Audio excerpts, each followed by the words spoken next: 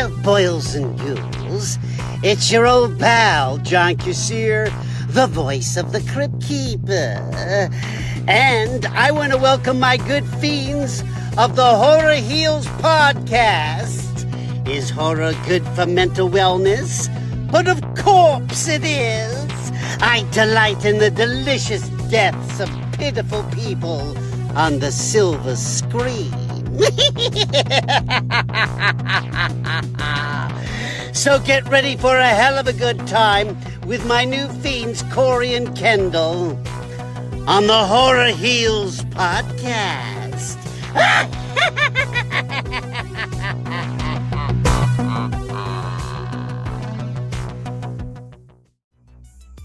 Hey, Horror Heliacs! Welcome back to another episode of exploring the terrifying and the therapeutic side of horror. We're your hosts, Corey and Kendall. Today's guest is someone who has taken Halloween and horror fandom to a whole new level. Melissa, a talented artist, Halloween visionary, and Beetlejuice superfan. And yes, the timing couldn't be more perfect for this conversation. That's right.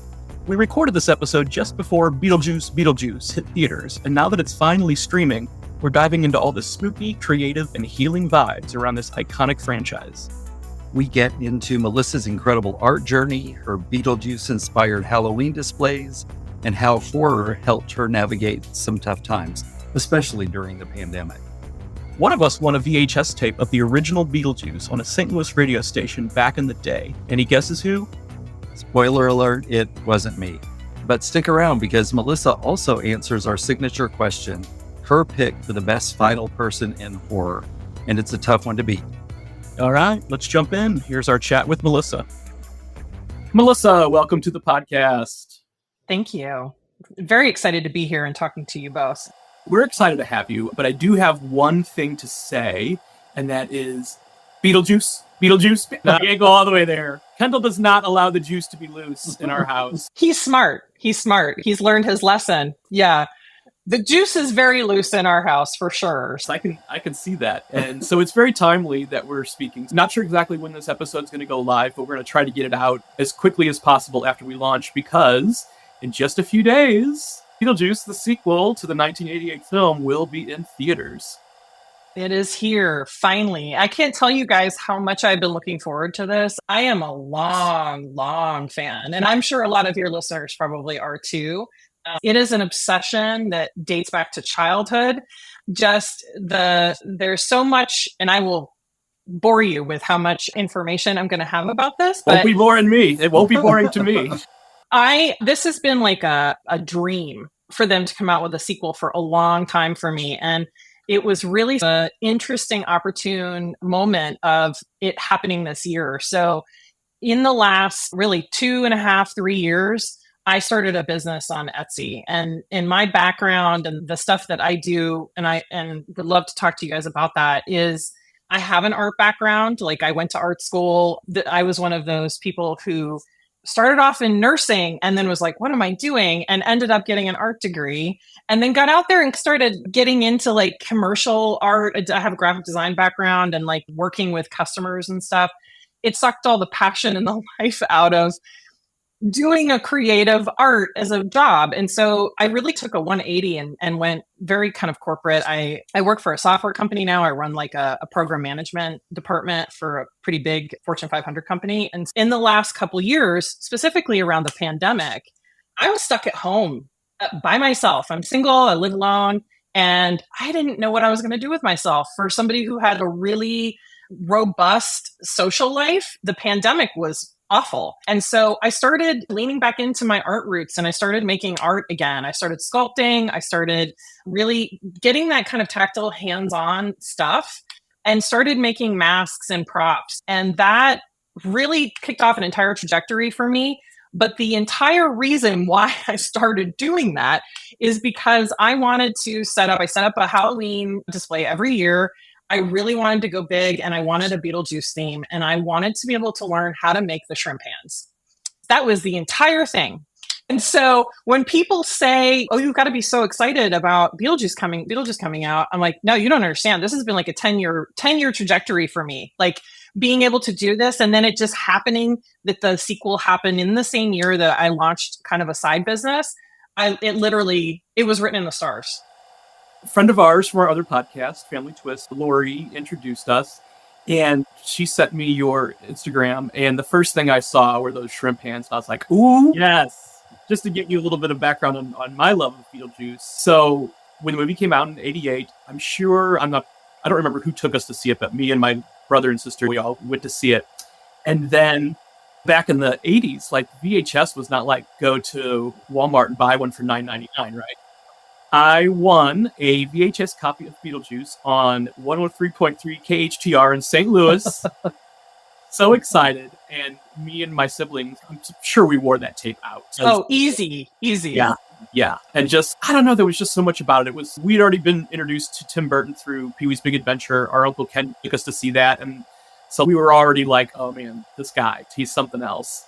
But Beetlejuice was just like, what is going on? There is so many crazy things in this movie. And it was rated PG, and Michael Keaton dropped an F-bomb right in the middle of it. And so anyway, there's just a little background on my love of Beetlejuice. And I was already into horror when that came out, but it was just like, this is something that I could share with my siblings. So Beetlejuice is definitely got a special place in our hearts. Yeah, one of the things that I think always appealed to me about it was, and I know I've read this since, that it was really considered a very low budget production for the movie studio, right? This was, Tim Burton what was he coming off of previous to that? I'm trying to think of the movie that he'd done, but this hasn't really gone to market yet. And so we don't really know how well that is going to go. So we're going to give you a couple $1 million and go see what you can do with it.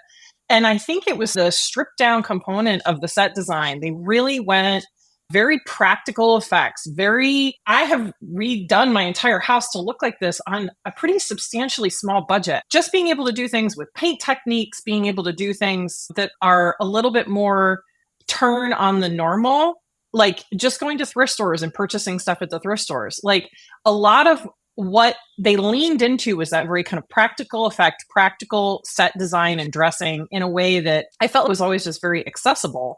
But then also dramatic.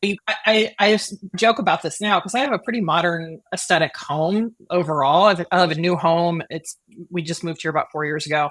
And I noticed setting up and like getting ready for Beetlejuice, a lot of Delia Dietz aesthetic in this house really just doesn't go away. Like it has become part of the permanent mode of the home. And I remember thinking in the 80s and 90s watching the movie, gosh, that place looks so weird and cold and I don't get it. And now as an adult, I'm like, yeah, actually, this works well for me. I loved that about the set design as a dramatic lighting and the way that they approached just that very almost craft level of set design.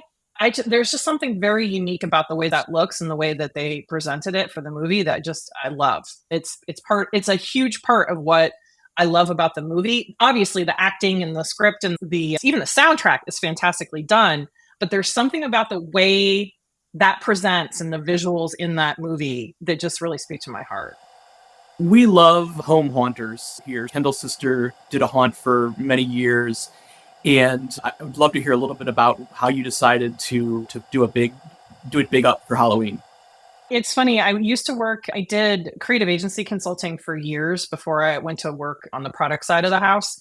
And I was always traveling. I was on the road 42 weeks out of the year. It was never around. And so getting a chance to see friends when I would come home, that wasn't like hey, Corey and Kendall, let's get together and have dinner. It was like, how can I fit 27 people all at the same place at the same time? And so originally what I would do is I'd have a big barbecue in the summer. I live in Georgia. I'm in the South. We're a big barbecue kind of culture around here. And I had a really nice outdoor area and I'd have people over. We'd grill out and everybody get a chance to sit around and visit. And the first year I ended up doing a Halloween party. I had to travel. The normal time I would have done this, I had to be out of town. We had a big client that was launching a new website. And so I had to be on site for it.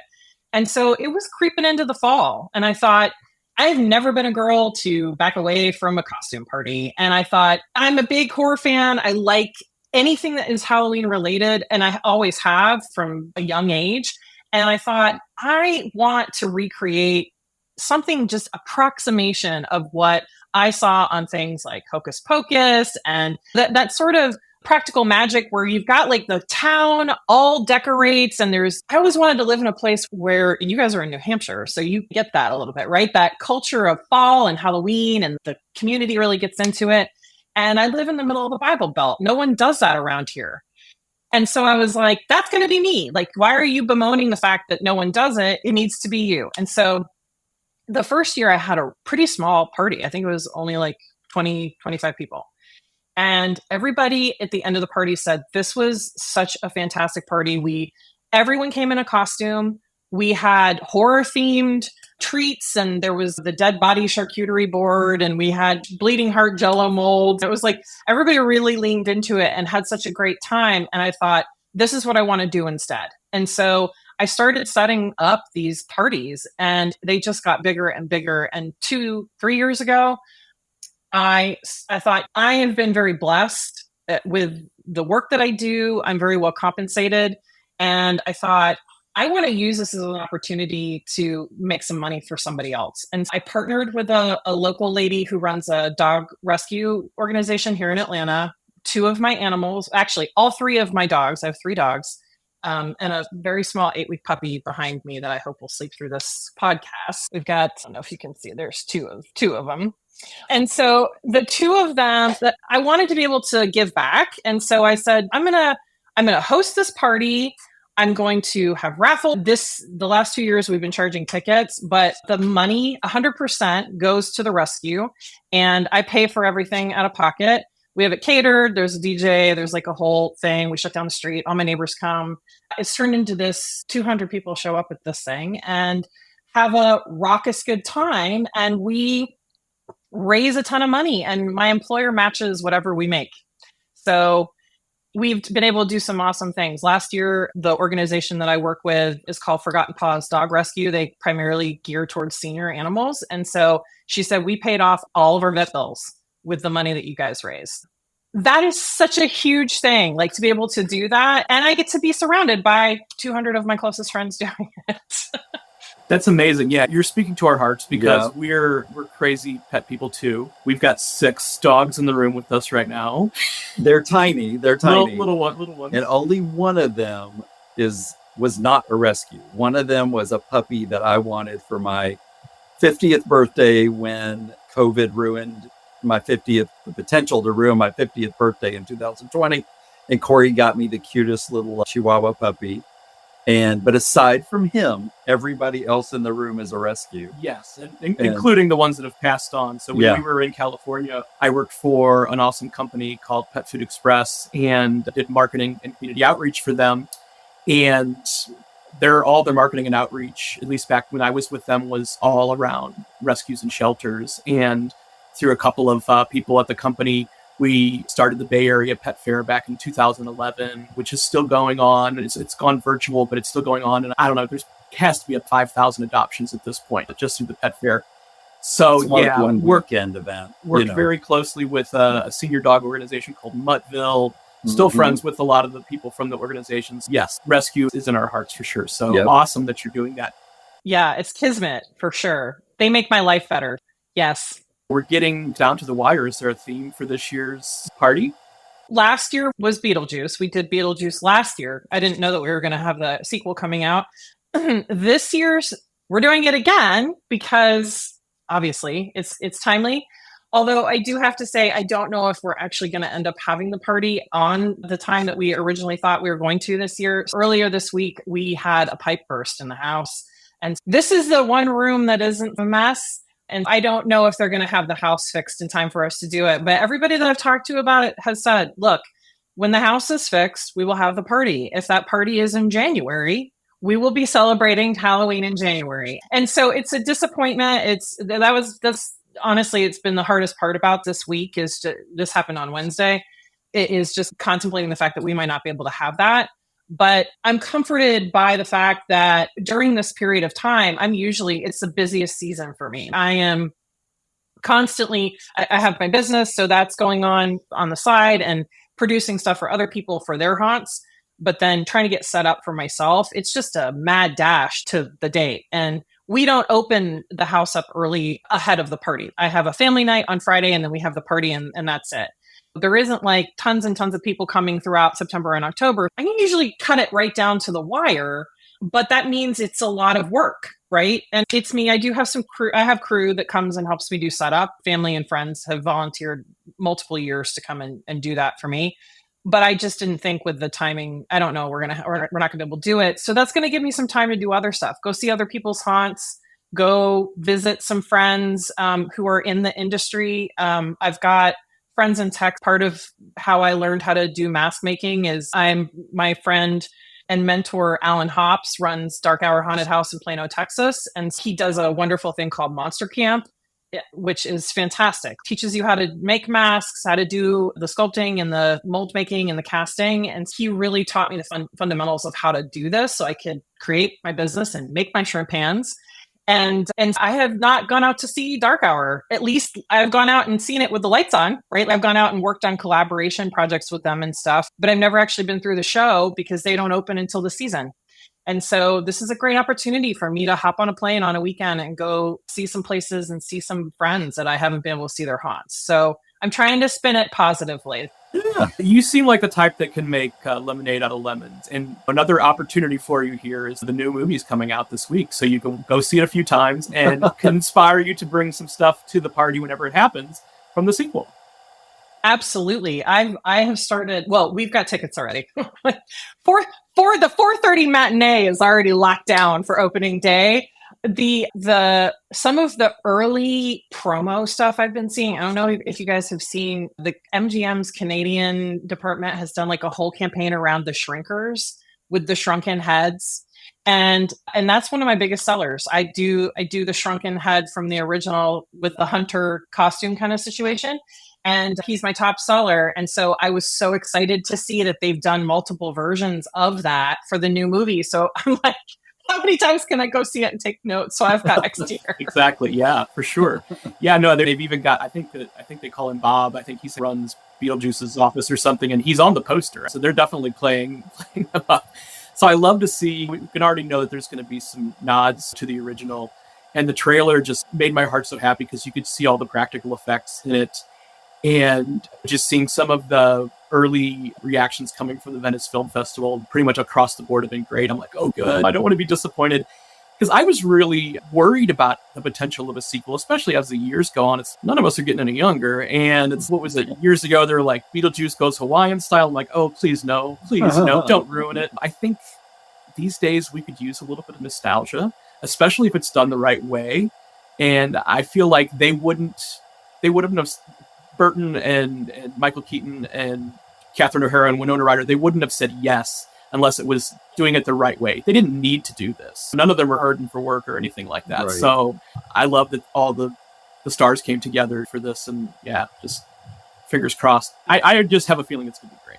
I think it's going to be wonderful. And you guys probably know as well as I do, we've had a couple horror genre franchises that have taken the wrong left turn, right? Like, the sequels is, oh God, guys, really? Can we not ruin something else? I feel like having the original director and the original cast involved and like bringing that kind of collective mindset together, that was the key. And I think that part of the reason why it didn't ever come together was because they couldn't get all those people on the same page, right? It needed to be the right project at the right time.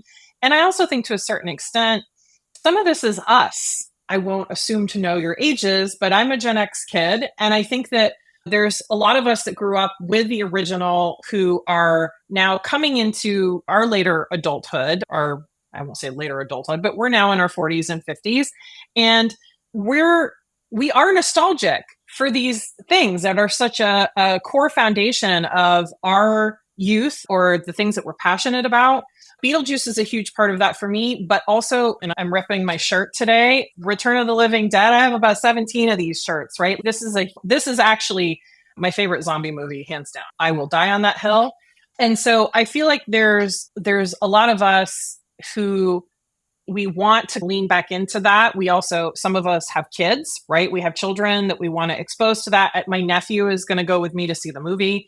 He just turned 18, and being able to share that on to the next generation is a big deal too. And so I think that the timing was good for this to come out. Absolutely, for sure. Is there a character from the original that you find yourself really drawn to? It's interesting.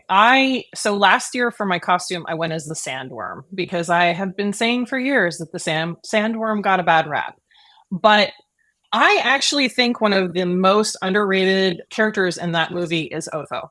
He's consistently the snappy dialogue, the dress, the flair about that. I love him. I love him so much. And I know that a lot of people identify with the primary characters in the movie. I always identified more with Otho.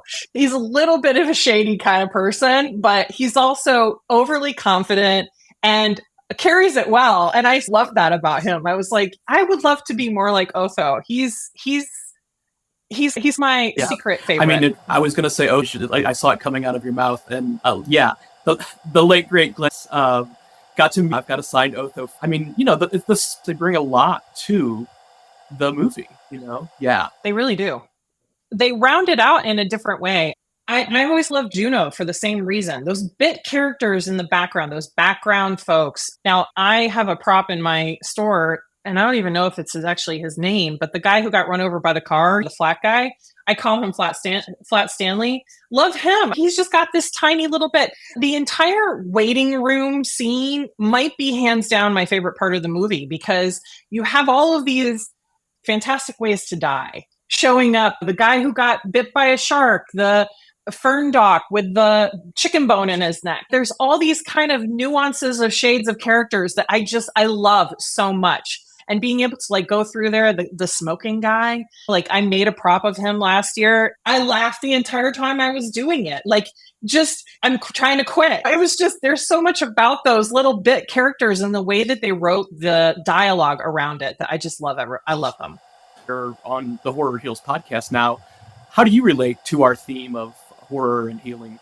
Horror, I think, honestly helped keep me sane, especially during the pandemic. This has been a passion area of mine to begin with, but I think that period of time was really disruptive for me. I lived by myself, my parents, aging parents, and we all lived in the same area, but not being able to see them for an extended period of time, or my sister and her family, I really leaned back into horror and horror comedy and a lot of the places where you could play out the demons, so to speak, by watching those when you actually had real horrors going on outside, right? People were dying. Multiple friends of mine work in the healthcare industry, and they would come home at the day. We would have conversations over the phone, and they would just be like, you have no idea how bad it is. What's going on in the hospitals? And these are people who are isolated. They aren't able to speak to their families. They're on ventilators. No one can go see them. They're passing, not surrounded by their loved ones. And it was traumatic. And then having to see it on the TV combined with not a great political environment going on at the same time, right? It really felt like the world was imploding. And so I had to have a way of staying sane. And that was to go back and revisit those horror movies and the things that you could have a full trajectory of that life cycle of a problem to a solution, and it was compressed into 2 hours, right? Being able to go through there and watch those things that to a certain extent gave me comfort, that was mental health for me. Even seeing a therapist every other week during that period of time, I don't feel it was as effective as going through and watching the movies that I really loved and getting my scares from a place of safety. Yes, you said it all. Absolutely. Yeah, I think a lot of us, feel that way, and not even, through the pandemic, but I think, horror is for Kendall and I, and has been for the nearly 20 years of our relationship. It's like, we'll put let's put on the original Friday, let's put on, Psycho, and just, movies we've seen times, to the point where, we could just sit there and read the dialogue along with it. But it's just like, it's great. Like, then you could just relax, and it's just, What is your number one comfort food horror movie? That I can just throw on any time and enjoy and find something a little bit different. And this is the usual one I think that not a lot of people would pick, but it's Exorcist 3 with George C. Scott. There's just that movie. There's so much. The music is amazing. The performances are great. Best jump scare. I'll die on that hill. And yeah, just I can put that on in the background and clean on. So that to me, there are amazing movies, but I wouldn't call them necessarily like comfort food. Like, I'm not going to put on the original Exorcist and just be like, because it's intense. But actually, there's just something about one For me, Evil Dead, I've always loved that just series, and Bruce, it's just, I just love it. And it's not my favorite horror movie, but for comfort, it's the one, Yeah. I think mine's Poltergeist. That's the one that I will put on over and over again in the background. The Return of the Living Dead, I can't multitask. I have to sit down and watch it because I love it so much, and it makes me laugh. So that's not great. That's not a great put it on the background one for me, but Poltergeist definitely is. And I feel like one of the other ones that I really like putting on the background is Alien. I love that. I'm a big Alien fan, and I know we've got like a new Alien movie coming out has come out this year as well. I'm hesitant about it. I've heard kind of an initial rumblings, but I'm still going to go see it in the theater and test it out. I didn't love some of the lighter versions of Sigourney Weaver ones. They weren't like Resurrection was not on my list, but I did what they did with like the Prometheus branch off. And so those are ones that I can always put that on in the background. And if I happen to be like, it pops up, I can watch that little scene that I want to see, and then I can move on to my next thing. But yeah, those are my two go-tos. What are your thoughts on Return of the Living Dead 2? I'm stuck on Return of the Living Dead. Return of the Living Dead 2 was good. I enjoy the entire series of The Living Dead. Obviously, the original George Romero was fantastic, and Night of the Living Dead. And I love zombie movies anyway.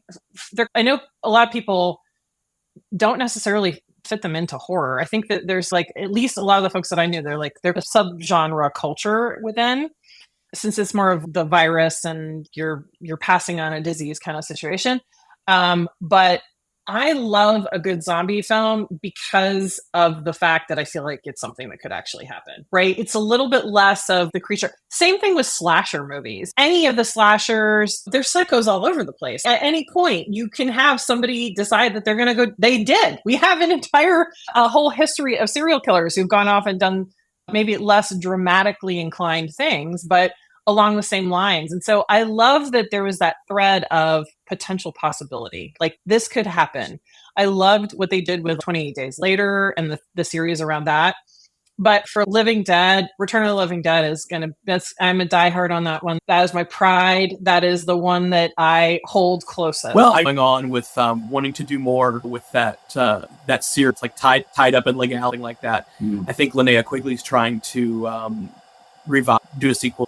Mm-hmm. So yeah, and that's the one that I can put on and really enjoy and watch at least once a year. Oh yeah. Just great, and the actors, James Caan, Lou Gallagher are so good in that, and Tom Matthews, everybody fantastic. Mm-hmm. Absolutely. So we do a question that we ask every guest, and that is, who is your favorite final person in a horror film?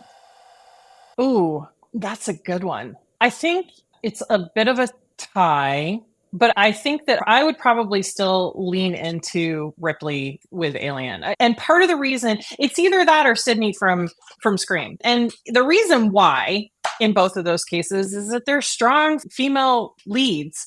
I know a lot of people love Jamie Lee Curtis and the entire final girl. She really set the stage for that. Unfortunately, that entire Halloween series never particularly spoke to me. And while I appreciate her part of that, it's not my favorite franchise. But I will say that kind of badass, I'm gonna fight hard and take control. Ripley and Sidney really just do it for me in that, because I feel like in both of those cases, even though they were victims in the situation, they really turned it back on the antagonists of the film, right? So in the end, wherever you slice and dice it, excuse the pun, they still end up coming out on top. They end up winning. We just love hearing people's answers, and we're going to have sort of like a running tally graphic or whatever going on. But definitely Ripley's been named already. Kind of for the same. Yeah, exactly. It's going to be interesting to see how the tally works out, because we've had quite a few different answers, and they've all definitely been they've all backed up, their answers. So it's fun. We like an interesting answer. Your reaction's been the same for everybody. Like, oh, like, that's tough. That is tough. How do you pick, right? Like, it's hard. Yeah. How do you pick? Because there's a lot of them. And even Bruce Campbell's kind of a final girl. Yeah, well, that's why we say final person, because we want to be all included here. And Ash is definitely, Ash has been mentioned twice. So yeah, fun. So yeah, well, we're glad we got to connect. Excellent, awesome. Well, thank you so much. What an awesome conversation. Melissa's love for Beetlejuice and her passion for horror really came through. And her story about turning her creativity into a thriving side business is very inspiring. I love how Melissa is channeling her love for horror to raise money for dog rescues. That's so incredible. Totally. And her insight into how horror helped her stay grounded during the pandemic really resonated with us. It's something we've touched on before, how horror can be a safe space to process fear and anxiety. Why we started this podcast, and Melissa's story perfectly highlights that. As always, thanks for listening. If you enjoyed today's episode, make sure to follow us on your favorite podcast platform and leave us a review. And don't forget to check out the show notes for links to Melissa's Etsy store and Instagram. You've got to see her work. It's really amazing. And if you've got your own spooky stories or creative Halloween setups, share them with us on Instagram at horror_heels. We'd love to feature your haunts. Until next time, whenever someone asks you, is horror good for your mental wellness? You spit right back, of course it is. The Horror Heels podcast is produced and presented by How the Cow Ate the Cabbage, LLC.